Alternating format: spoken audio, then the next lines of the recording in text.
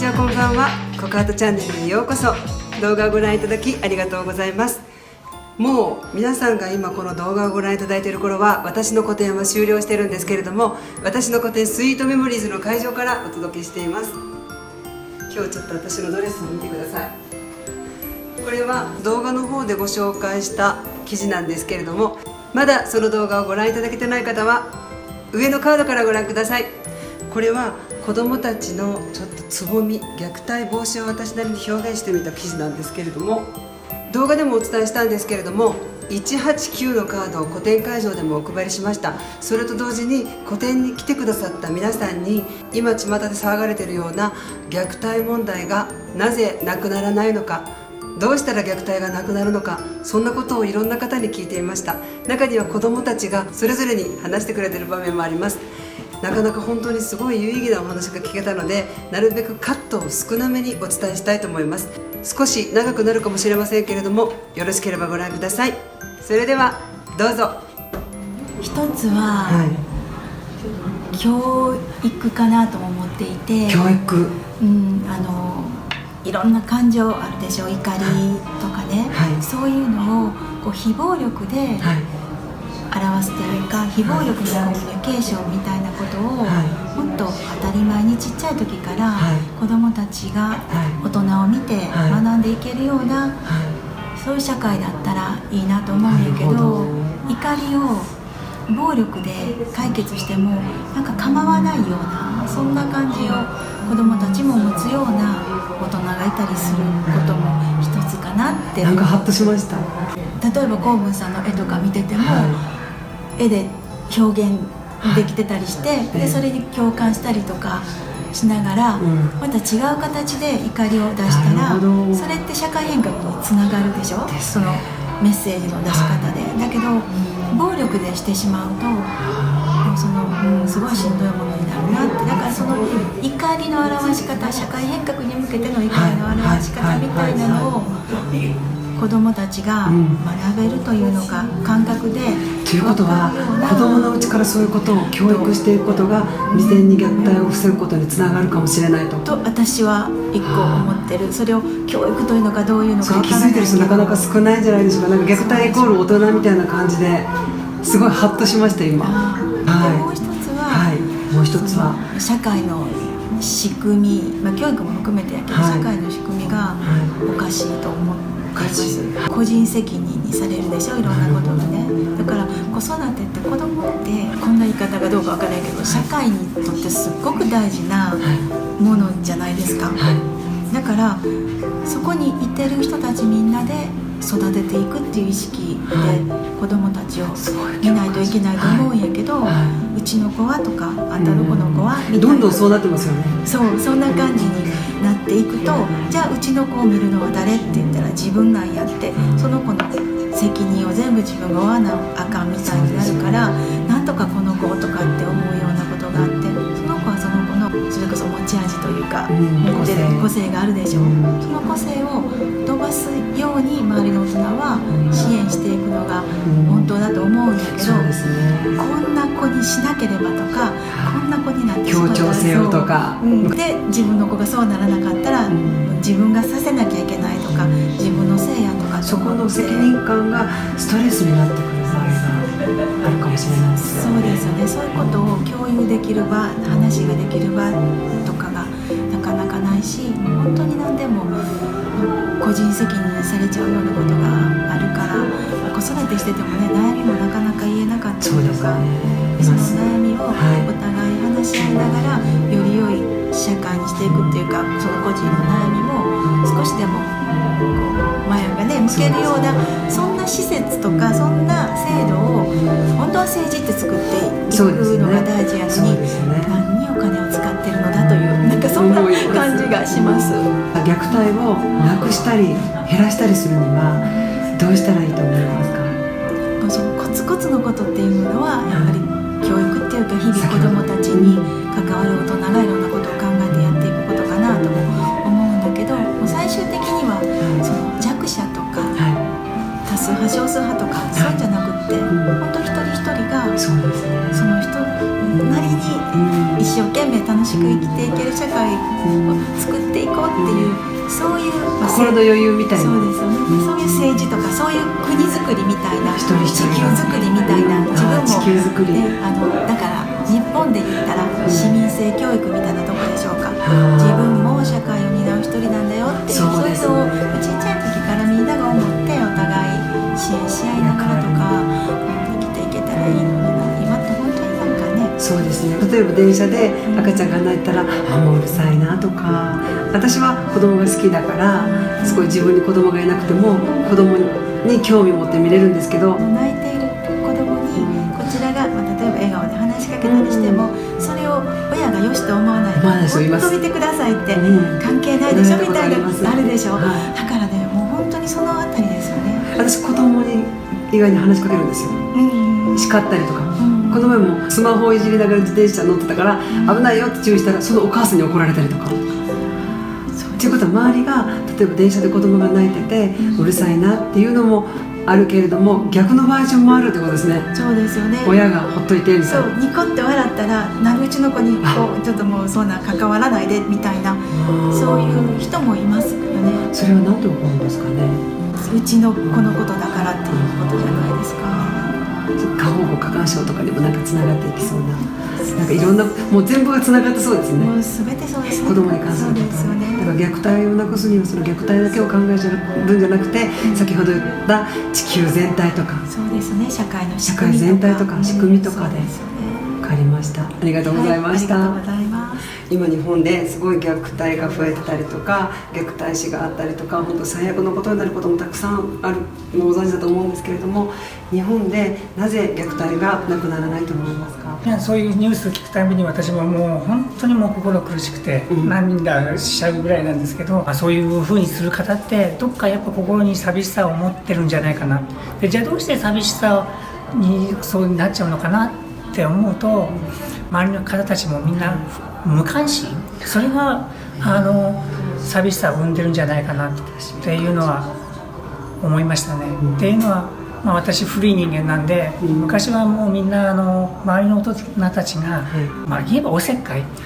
叱ってくれたりとか、注意してくれたりとかしたんですけど、今はもうそれがなくなってきてるし、でもそういうことをしなくなってきましたよね。だからあまり人に関わらない方がいいっていう風潮っていうか、そういう風になってきて、でそれが無関心になってきて、でそれがだから誰からもこう叱られたりとか、誰からも声かけられなくなるから、なんかあった時に、例えば子育て、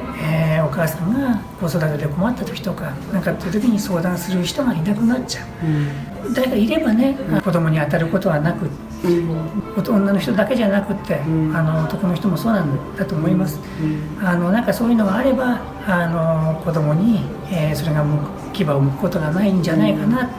ていうふうに思います。だから人と関わらなくなった無関心が生んだ寂しさが、そういう虐待につながってんじゃないかなって私はなんか思いますね。なるほど、なんかすごい共感します。そうですか。みんながおせっかいになること、他人の子でも、ちっちゃな子でも大きな子でも悪いことしたらダメだっていうような勇気が、今の時代はね、勇気がいるかもしれないんですけど、でもそういう人たちが増えれば、なんか困ってることもきっと気づくだと思います。怒るだけじゃなくって、人を見るってことは、この人なんか困ってんじゃないかなとか、そういうところに気づくんじゃないかなって、大人が、我々がやっぱそういうふうに変わっていかないと、そういう人たちに気づいてあげられないんじゃないかな。そうなれば助けてほしい人も助けてって言えますもんね。言いづらくても、こっちが声かけてあげれば、そうですね、藁にもすがる気持ちでいると思うんですね。それが子供のそういう虐待だとか、そういうのにつながって、いると思うんです。自分の子が憎いっていう親は絶対いないと思うんですね。もう当たるところがなくて仕方なく子供に当たってると思うんで、そういうような気持ちを我々がね、おせっかいで感じてあげる、簡単じゃないですけど大事なのかなって、古い人間なんで、昔はねそんなことがあまりなかったようには、いじめはねあったかもしれないんですけど、ただ陰湿なねいじめみたいなそういう虐待みたいなことはあまりつながりますね。なかったからきっとそうなんじゃないかなってはですね。我々がこうおせっかいで関わってあげるというのは、一人一人がそういうふうに思っていくことが、まあそういうのなくなる方につながっていくんじゃないかなっていうふうには思ってます。い、わかりました、すごい共感する部分いっぱいありました。ありがとうございました。虐待死とかも最悪なことになるような事件とかいっぱいあるんですけど、そういうのがなぜなくならないと思いますか？やっぱり求めすぎ、求めすぎ、子供にも、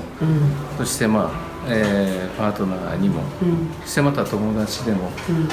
やっぱり何かを期待して付き合っ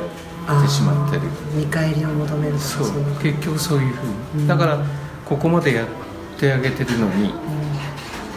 こっちの思い聞いてくんない、だから、なんでなのっ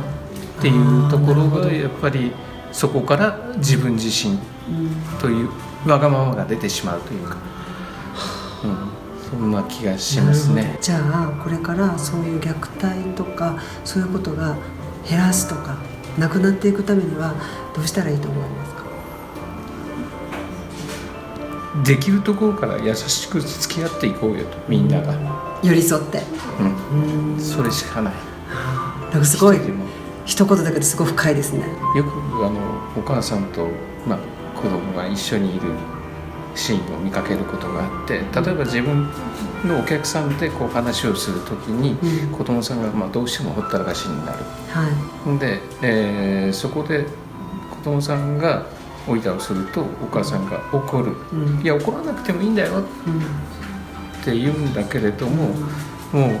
自分がとにかく私の話をしたいからっていうことでそうなっちゃう、それが悲しき。私も思います、だから街歩いてても電車の中でも、そのお母さんが子供に対して全く知らん顔をする状態、子供はもう本当に雑踏の中で人とぶつかり合いながらいる、人が避けるような状態でおるのに、それを見てもう何も思わない、他の大人、だからあえて私は声を出して危ないよって、でお母さんがちょっと振り向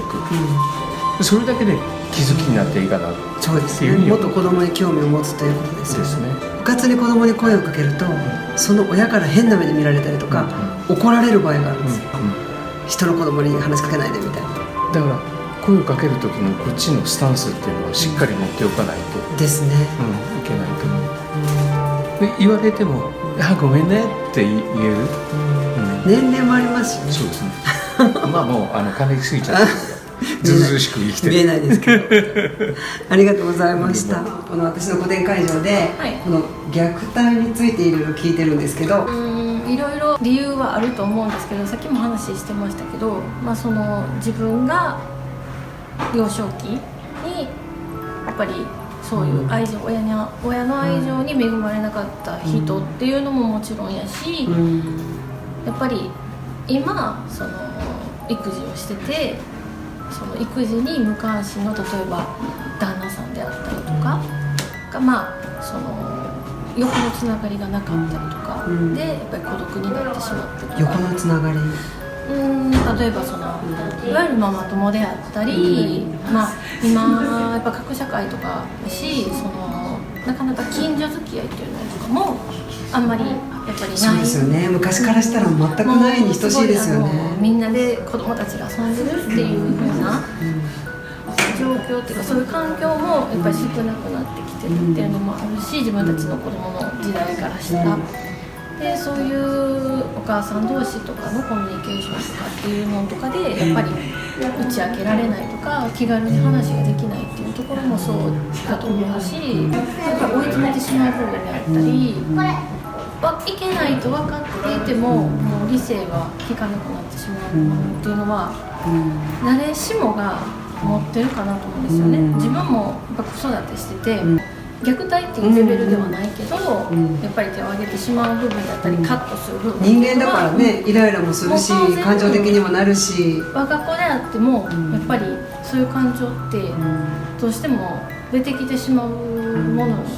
やから、でもそれが殺すまでなるってことちょっとそれは私的には、究極かなと。若いその子が親になってしまって、そのまだこう未発達というか、心の部分も、でこう親になってというか、まあならざるを得ないみたいな感じでこう子育てをして、でも若い時ってやっぱり遊びたいし、そうですね、母親としての認識というよりも、こう遊びたい、もっと遊びたい、女の子女の人でいたいみたいな感情とかもやっぱりあるから、こう我々のも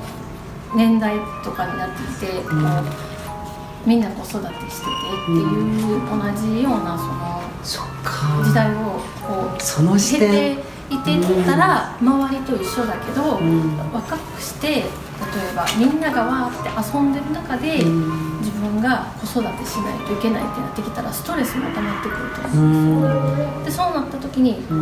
私だけなんてとかってなって、こう子供に対して当たってしまうというか、矛先が子供になってしまう、その時に旦那さんのサポートとかがあったら全然違う感じかもしれないですね。旦那さんだけじゃなくて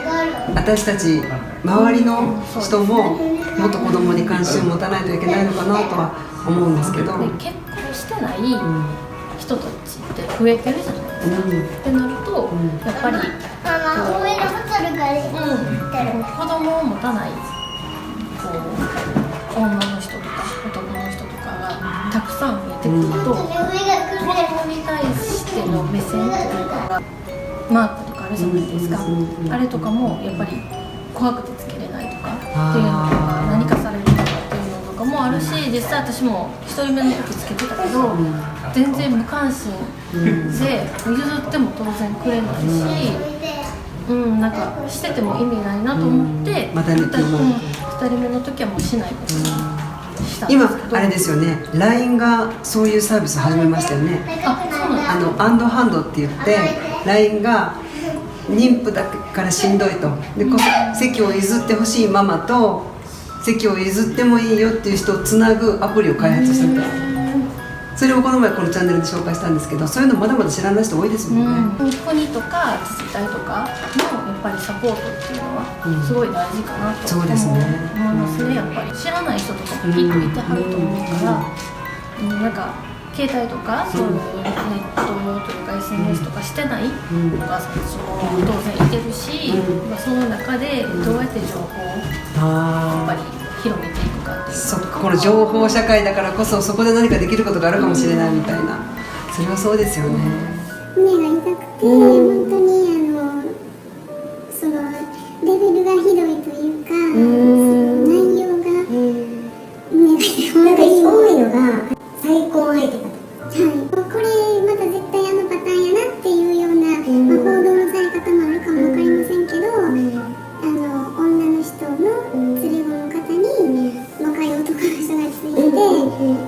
女の人は仕事行ってる間にお父さんに当たる人がで時よくしてるっていうのがしつけのつもりだったとか、そうだけあると思うんですよね。もう考えられないです。子育てしてる中で、例えば夜泣きするとか、イヤイヤ期とかありました、母親としたらイラッとすることってあるじゃないですか。正直言ってあります。ヒッとなって、私一回子供が覚えてるって言うんですけど、泣いてみたんですよ、怒りながら。覚えてるんですか？上に2人子供がいてますけど、上の子がまだ上にも、はい、10歳になるかなれへんかぐらいの時なんで、多分3歳とか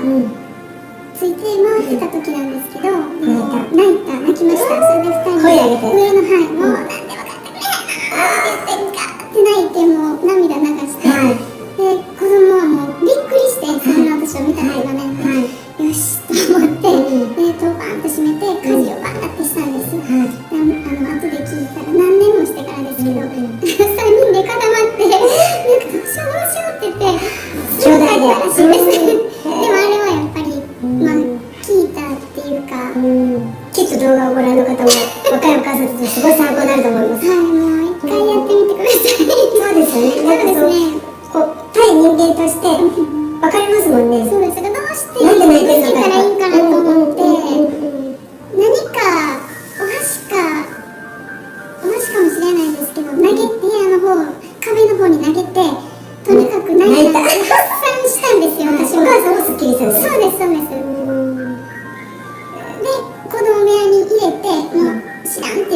戸を閉めて、でガーって片付けたんです。すっきりしました。そんなことがありました。でそういうのってその子育て中のお母さんに寄り添うとか、お母さんのサポートとさっき言ったような再婚相手がどうのこうのとかいう最悪の事態になってる事件って分けて考えた方がいいですよね。恋愛で自分の産んだ子供さんがいてて、そのお父さんじゃない人とやっぱりパートナーになって生活していくっていうのは、きっとその男の人も、その子供さんにうまくいってある人も知ってます。だからお母さんの連れて再婚した男の人と家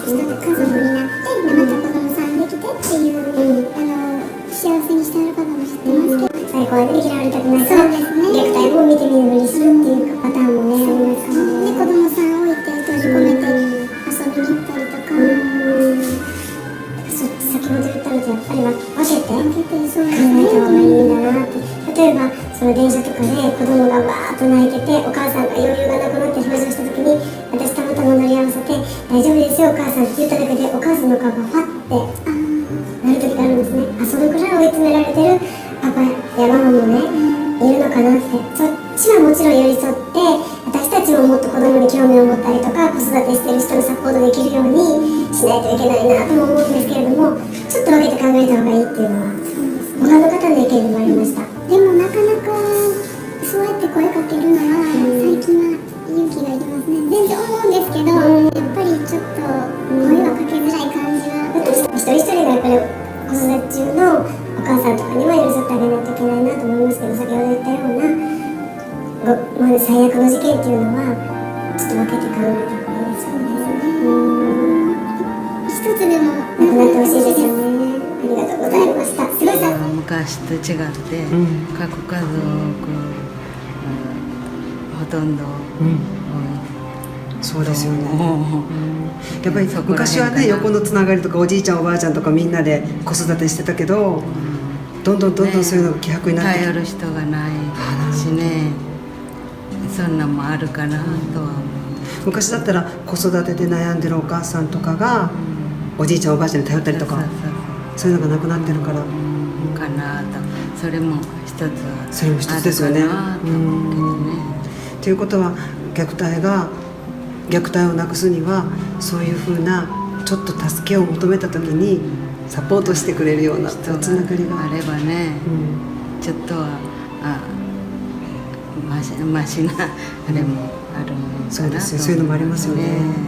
はい、ありがとうございました。貧困よね。貧困、生活苦、貧困が増えた中でね、今の問題が起こってると思う。生活苦、子育て世代のってことですか。そういうこと。少子化にもつながることですよね。子供を育てる余裕がないっていうか。そう、それがつながってると思うな。虐待に、若年層の貧困、いわゆる働く若者かな、ワーキングプアも含めて、今聞きますよね。そういう子どもたちの、が自分の生活ねできないという、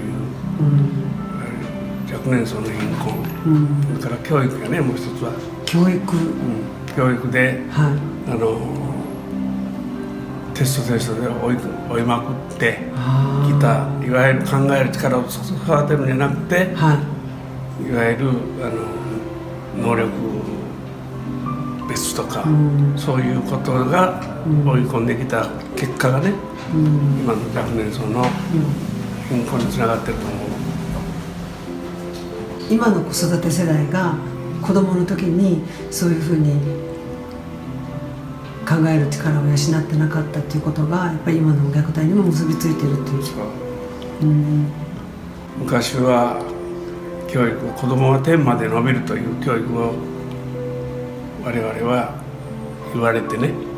やった。子供はどの子も能力差がないと、大人になって成長していって、もうどんな子もね、天まで伸びるというのが教育の目標やったわけ、はい、今は、その天まで伸びる教育をしてないと思うね、昔と今で教育が変わってるということでしょうか。変わってる。どういうふうに変わってるんでしょうか。押し付け教育やな、で 3% の子が、もうとにかく、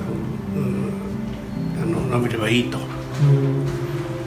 世の中の管理層は 3% やと、あとはもう働けばいいと、働く貧困層が働く層であればいいというのが教育のね、目的になった、そのためにふるい落とすというので、競争教育、テスト教育、なんか寂しいですよね。寂しさね、そういうことが起こってきたと思う。ものじゃないのにね、子供って。そうそうそう、子供も一人の人間なのにね。そう、ありがとうございました。はい。2年ぐらい年上の子に、たまになんかちょっと喋ったりしたら、なんかたまにその子がイラついてる時あるから、たまになんか殴られる時が。それいじめられてるって感じる？そんなに感じない。普段仲いい子やから。あ、普段仲がいいからそうやってイライラしてる時に殴られてもそれはいじめとは感じない。で、どんな時だったらいじめられてるって感じる？2、3人ぐらいでたまに殴られる時あるから、そんな時。その時はどのぐらいあるの？毎日1ヶ月に2回ぐらい。それを誰かに言う？担任の先生にそのことをしたぐらいに言ったらどうなる？まあ一応怒ってくれるけど、やめるとはなんか言ってない。じゃあ学校でこれはいいなと、学校はどういう時に楽しいと思う？先生が休み時間とか早くしてくれる時とか休み時間多い方がいい、勉強嫌？勉強まあできるから、まあそんなに嫌ほどではないけど、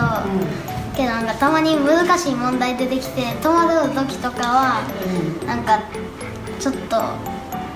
嫌と思う。弟くんも後ろにいます。弟くん何歳ですか？保育園。保育園のどんなとこが楽しいですか？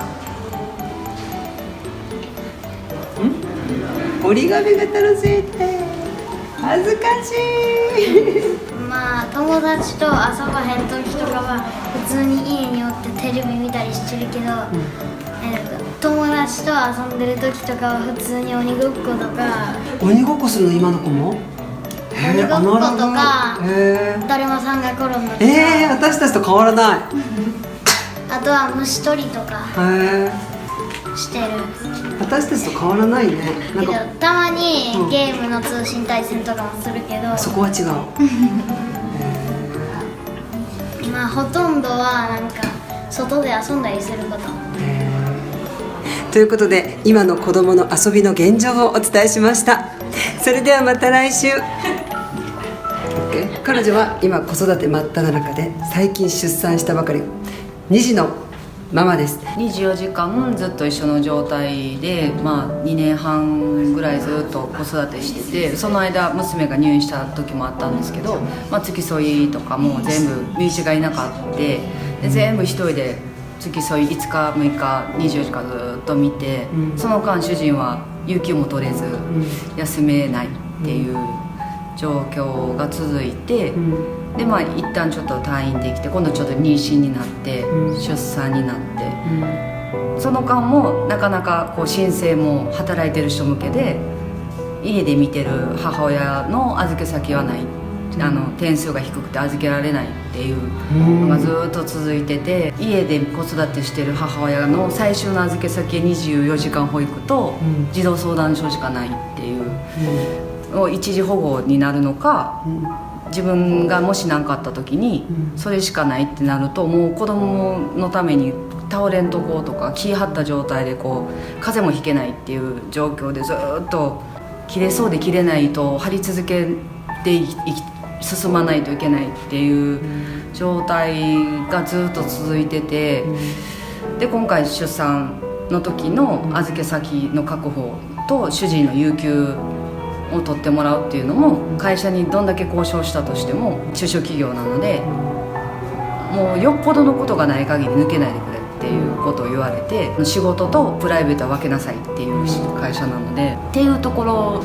で勤めてる主人を持って私が誰も頼り先がいないってなると、もう本当に自分が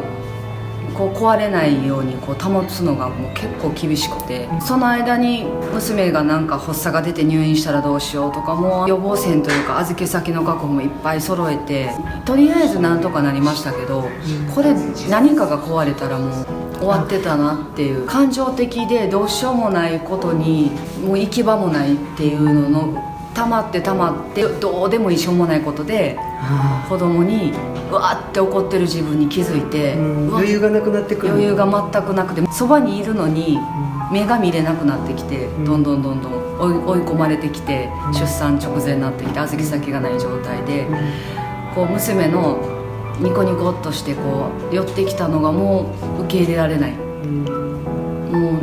もう悪いけどアニメ見といてとか、そうなっちゃうんだ。もうこう答えてあげることがもう余裕がないで、それを助けてほしいって言って助けてもらえる場もない、ってなるともう厳しいかなとは、もうちょっと子育てしてる世代の人たちのフルで働いてる人は預けられて、時間も管理できても、こう子供が病気で預けられなくて働けないお母さんで、収入もどうしようもないお母さんの方も結構いて、で近くに県立こども病院があるんですけど、やっぱ重症的な病気で通院してる人もいっぱい見てて、でその人も確実に働けないんだろうなって、外にも出れなくて24時間育児しながらどうしようもなくて、なかなか病児預かってくるとこもないので、そういう人でもその働きたい人が預けるのに税金で20万言ったら税金が投入されてるのであれば、もう平等に病気の人で預けたくても預けられない人とかも一律にして、みんな平等にそのお金をこう子育て中で預け先がない人が平等にリフレッシュに使ったり、通院に使ったりとか選択できるようにしといてくれれば、逃げ道も増えてくるし、まずこう働けないからお金もないから、なのに預けるのにお金がかかるっていう状態が結構なんか不公平感があって、なのに預けるのは働く人が優先で、病児出産はもうそれより点数が低いから競りで負けるんですよ。その部分はなかなか普通の人は知らないことですよね。まずなんか働ける人を優先されて、働ける人たちのサポートばっかりが進んでいってて、働きたくても預け先もない、点数で負けて預けられないっていう人たちがすごいどうしようもない状態に追い込まれてるのに、そこのすごい格差があって、そこにすごくこう思っててもどうしようもないんですっていう突き放されることがあって、結局じゃあそこで働こうと思ったら夜中働くとか、母親が無理していくしかなくて、もうちょっとなんかこうすぐ使えるサービスとか、緊急で誰もどうしようもない時に預けられなかったんですよ今回、全部予約制って言われて、乳児園に預けるとしても、全部予約制でこの日は無理ですってなった時に、主人しかいない私はもう片っ端から電話して調べて、24時間保育園にとりあえず預けれたんですけど、それも助成金もないし、5000円かかったかな、6時間で、でも結構それも積み重ねで3万超えたかな今回、2週間入院して、なんかすごく不公平で、でもそれが本当に正直な意見ですよね。働く人も多分すごい大変だと思うんですけど、こう逃げ場がない、見ないとしょうがない、待機児童で預けられないっていう人たちのちょっとした息抜きでリフレッシュとかも全部こうあっちの都合、保育園の都合で無理ですって言われることもあるし、ましてアレルギーとか持ってるので、じゃあ書類出してください、申請書類診断書くださいとか、もう全部、じゃあもし何かアナフィラキシーが起きたらすぐ来れるんですかって言われると、じゃあ自分が動くところの半径2キロ以内じゃないともう預けられないってなってしまって、エピペンも使えないんで、喘息の発作がありますってなったら、発作が出たらどうしたらいいんですかって言われて、救急車呼んでください、呼べませんって、母親がやってくださいって言われて、もう本当に預けられなくて、全部母親が、もうそばに言ったら預けてリフレッシュしてもいいけど、近くにいてね、その言ったら子供が何かあったらお母さんがやってくださいってなっちゃうと、もう最初からもうそのしんどいリスクを考えると、もうちょっと家で我慢しようかな、だからこうちょっと楽なろうと思って預けようと思っても、そう言われるとじゃあいいですっていうのの積み重ねで、もうなんかいっそ働いてしまえば多分いろいろスムーズに運んでいくんだろうけど、心配すぎて預けられない母親は逃げ場がないっていうか、それを預けてしまったらいいやんっていう行政とかに言われるけど、怖いんですよ。もし何かあった時にちゃんと対処してくれるんだろうかっていう。なんか行政の人に一回言われたのは、近所の人で頼れる人いないんですかって、預け先近所の人に頼めないんですかって言われた時に、そんなんおるんかっていう、すごくなんかそういうあまり心のない言葉が飛び交ってるな、なんかすごく昔のなんか江戸時代の長屋みたいなで、家に入れるってことは周りにサポートがあるんでしょっていう前提のサービスなので、多分家で見て預けられない人は預けられなくて家にいるのに、行政は預けなくてもいけるから預けないでいるんだっていう認識でこう相談してもサポートがないので、もううちにこうどんどんなってどんどんストレス溜まって、一応カウンセリングとかもあるんですけど、行っても結局その時すっきりするけど現状変わるわけじゃないので、どんどんこう落ちていくというか、出口のない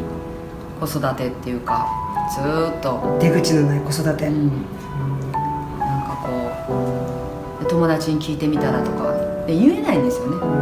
そういうことって。で結局同じしんどさ、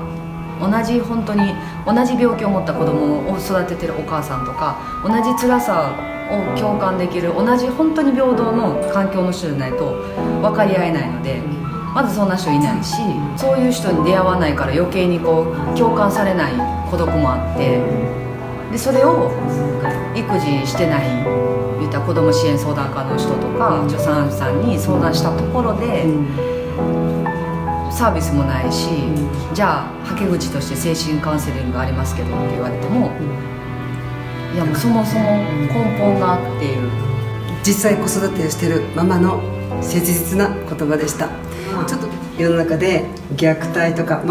すごいお若いからまだ中学生だから虐待のことを聞いてもちょっと難しいと思うけど、いじめとかそういうことについてなんか考えたこととか、そういういじめについて自分で思ってることとかありますか？はみごとかやったらしたことがある？したこともあるし、されたこともある。その時どんな気分だった？なんかはみごっていうのはその子を無視するっていうこと？無視する、されたこともあるし、したこともある。自分がみんなから無視された時、自分はどんな気持ちしましたか？めっちゃ寂しかった、なんか12人対1人とか、あと部活に入ってから、ダンス部は9人おって、8対1とかで、なんかそういうのあったから、で先輩もあんまなんかそういうの助けてくれへんかったし、どうしたらいいんやろうと思ったけど、部活の顧問の先生とかが助けてくれて、ずっと引退まで続ける、自分が人を無視した時っていうのはどんな感じだった？なんか自分がこの子になんか友達とかがあの子うざいでなみたいな感じで言い始めて、でみんながほんまによみたいな感じで言って、それでなんか自然になんか無視みたいな、なんかされたからこっちも仕返すって感じで、やられたから理解するみたいな感じでした。その時どんな気分だった？悪いなと思いながら、なんか合わせていいかなと思いながら、でも合わせな自分もはみられてしまうから、だからなんで本当は本心ではしたくないなと思っても、自分もみんなに合わせないと今度自分がターゲットになるみたいな。そっか、そういうことがあるんですか。あと学校で何か気になることとかありますか？先生は自分が言ったことに対してみんなが賛成できへんくて、みんながバーッと見た時に無視して自分の意見を割って通すのが無理。なんで無視するんってなる。じゃあ今学校行ってて楽しいですか？今は楽しい。一番何が楽しいですか？なんか体育祭のことで、ダンスとかやってて取り組んでて、それがみんな全学年できてるから、それが一番楽しいよ。私が思うのは、楽しいことも嫌なことも多分学校生活してたらあると思うんですよ。でこれから先高校生になっても大人になっても多分同じことってあると思うけれども、自分だけは自分で否定しない。例えば理不尽だなとか、先生言ってること間違ってるな、分かってくれないよなと思っても、自分のことを自分で否定することをしないでくださいね。多分これから本当になんか大きないじめとかさ、そういうのじゃなくても多少生きてたらいろいろあるよ。でも自分で自分を否定しなければ人のことも優しくできると思うので、そういう感じで健全に悩んで健全に大人の女性になってください。ありがとうございました。子育て中の男性の方にお話を聞いてみたいと思います。僕もやっぱりね、男なんで自分でこうお腹を痛めてるわけじゃないですから、なかなか実感が湧きづらいっていう部分も多分あると思うんですけど、自分に子供ができた時ですね。で僕の場合はまだ妊婦検診に付き合っていって毎月エコーを一緒に見てたりとかすると、やっぱりなんかこうだんだん育ってるのが分かってくるんで、なんとなくこう実感持てる部分も若干あったんですけど、やっぱよく、僕ニュースでとかで聞いたぐらいしか分かんないんですけど、大体ニュースになるってことは大きなことの中になってるんですけど、そういうところでいうとやっぱりよく一番典型的なのが連れ子の女性の方が男性と一緒に住み出して、でその男性が手を挙げるとか、逆にその女性の方が手を挙げるとかっていう、多い典型的な話だと思うんですけど、男性の方がやっぱり自分の子供じゃないっていう部分でなかなか子供っていう認識が持てないのかなと。なるほど。だから女性の付属品みたいな感じに思っちゃうんで、その対人として付き合うことがなかなか厳しいから、そういうようなことになっちゃうのかなと。で僕もやっぱり子供10年ぐらい前に自分の子1個いるんですけど、ちょっと悪いことしたからペッて叩いた時にやっぱり力加減が分かんないんですよね。すごくちょっと腕ひねったらなんかあいたたたた言われて、そんなに痛いんやっていうのがその時初めて分かったんで、ちょっとやっぱり子供は子供やから加減はしたつもりなんですけど、やっぱり加減が足らなかったみたいだったんで、その辺の感覚が多分自分の子じゃなかったら、いきなりですね、彼女が子供連れてきたらその辺が分からなかったりして、っていうのがあるんだけど、それを多分学習できないんでしょうね、多分。なのでやっぱり根本として子供じゃなくて付属品みたいな感じで思っちゃったりするから、そういう対応になっちゃうのかなと。で逆に女性の方は男の人しか多分見れてないんで、多分その人もなんか子供がいなかったらということがだんだん自分でね、あかんことは思いながらもだんだん出てきて、で虐げていくようなことになっちゃうのかなと。子供を捨てるではないですけど、育てられへんやったらもうどっかにちゃんと預けるっていうのも一つの例えば行政、それがなかなかできないんでしょうかね。やっぱなかなかやっぱりね、今日本の倫理観として子供を手放すっていうのはそんな親としてどういうことやねんみたいな感じになっちゃうと思うんで、その辺をできひん人がおって何か、事件が起きて亡くなるぐらいやったらもうですね、個人なりがちゃんと預かってあげれるっていうのは、赤ちゃんポストじゃないですけども、一つの方法としてはあるのかなと思います。じゃあ今後虐待が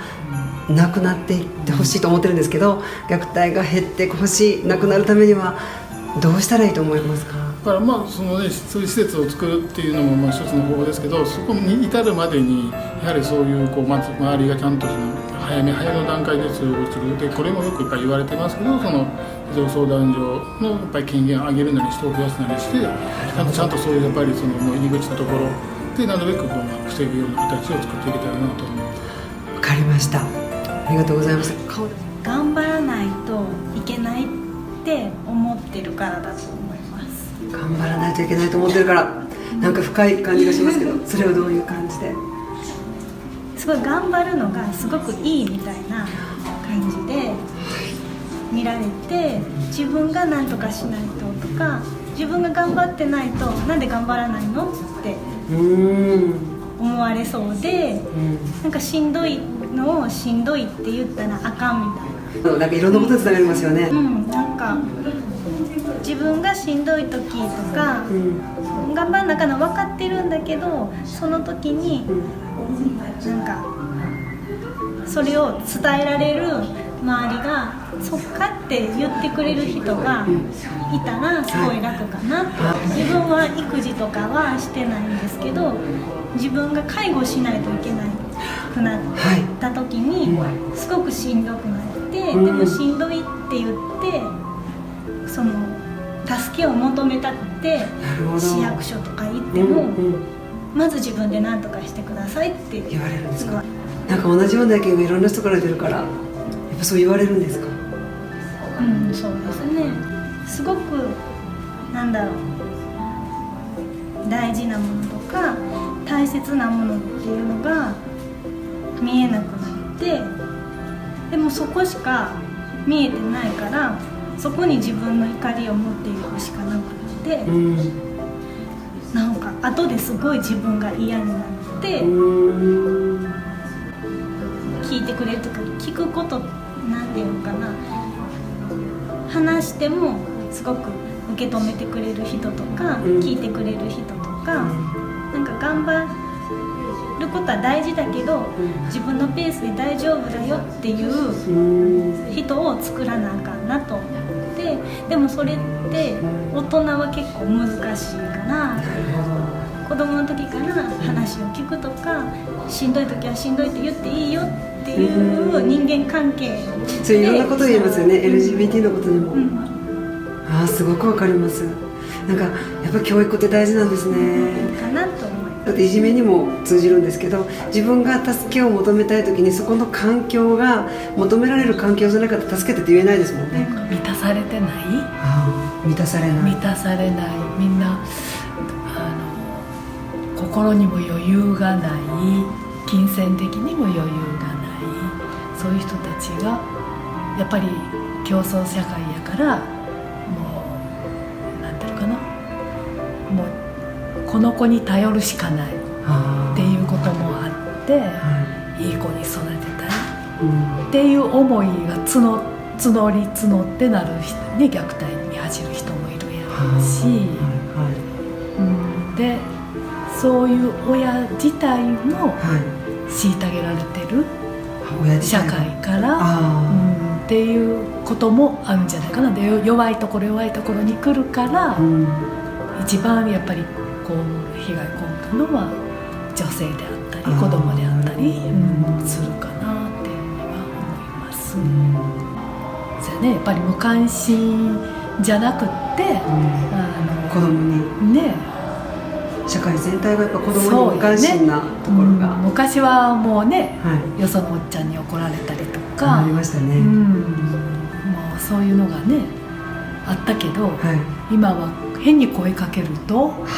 余計なんていうの、何してんのみたいに逆に怪しまれるみたいな、そんなのがあるから、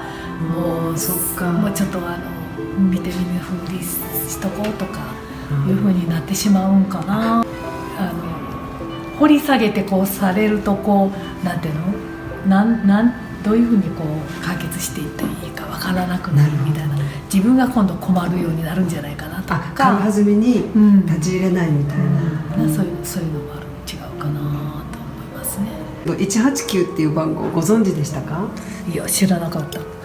れ見るまでは知らなかった。もっと広げていかないといけないですね。本当やね。子供の殺し事件と子供のイライラするっていうことを別に考えた方がいいと思います。やっぱり私もそれはすごい思ってて、ニュースで騒がれてるようなことは、一種殺人事件ですよね。そうですね。だからそのこととお母さんたちのケアっていうのは別々じゃないかなっていうのはすごい感じてました。そういうことですよね。そうですね。はい、わかりました。ありがとうございました。YouTuber のやっさん TV さんも来てくれたので、やっさん TV さんにもちょっと話を聞いてみたいと思います。最近すごいテレビとかで、虐待死とかの事件って多いと思いませんか？あれを見て、子育て中のやっさんはどう思いますか？いや、考えられないですね。やっぱり。でもそういう発想にならないというか、なぜ送るのかなと。日々ね、まあ、夫婦間でね、でまあ、ニュースがあるたびにね、やっぱり夫婦でも出ますか？出ます、なんでなくならないんですかね、ああいう虐待。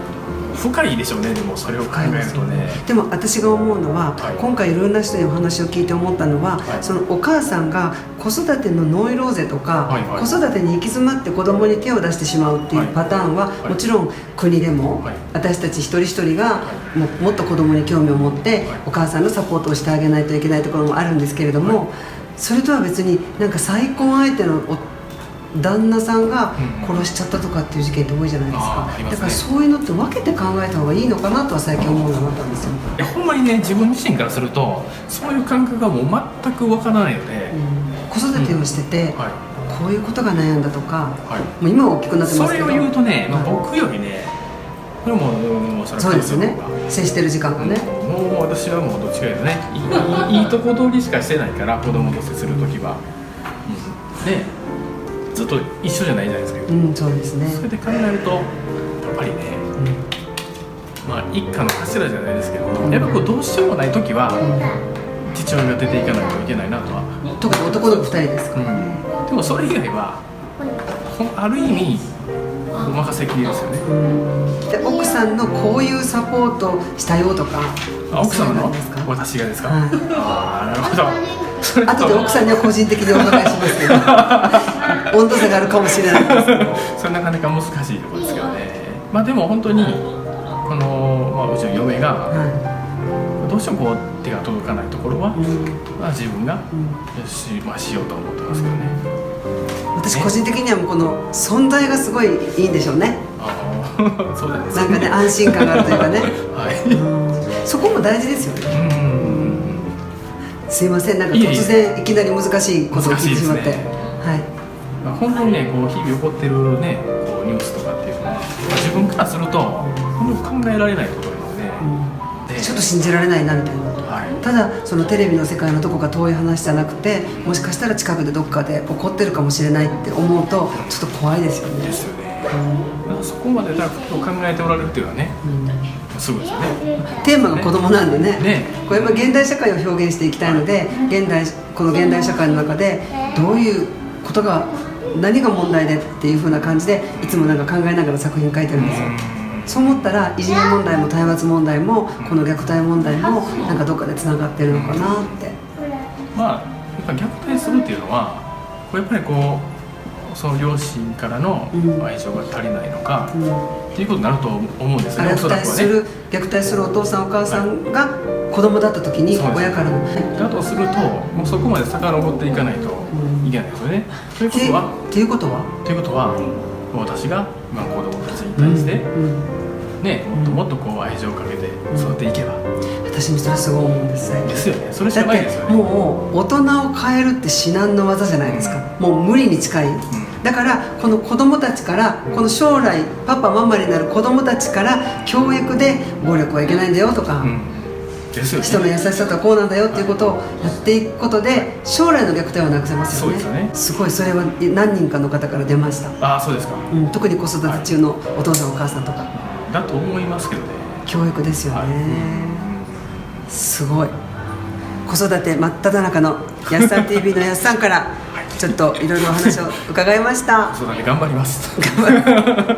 ありがとうございました。いかがだったでしょうか。本当にこのインタビューを聞いて思ったのは、いじめ問題とか体罰問題、世の中で起こっているさまざまな問題っていうのは断片的に別々に違うところで起こってるんじゃなくて、どこかで何かがつながってるんじゃないかなって、そんなことを感じました。今回は本当にいろいろな人の意見をそのまま聞いていただきたかったので、そのままほとんどカットをせずにお伝えしたんですけれども、それぞれの個人の意見として聞いていただけたらいいなって思います。この動画は10年後もその先もずっと残っていきます。この動画をご覧いただいた皆さんが虐待問題に関してどう感じたのか、皆さんのご意見をぜひコメント欄にお書きください。そのことでこれからの虐待をどうしていったらいいのか。今回の話を聞いて思ったのは、大人の価値観を変えてしまうのは本当に難しいと思うんです。でも今の子どもたちがこの問題を解決してくれるんじゃないかなって、教育に何か鍵が隠れてるんじゃないかなって、そんなことを感じました。なので私たち今現代社会で生きている大人たちが子どもにもっと関心を持ってこの問題に取り組んでいくことで、この先の虐待を何かなくしていけるような、そんな気がします。長い動画になりましたけれども、最後までご覧いただきありがとうございました。それではまた。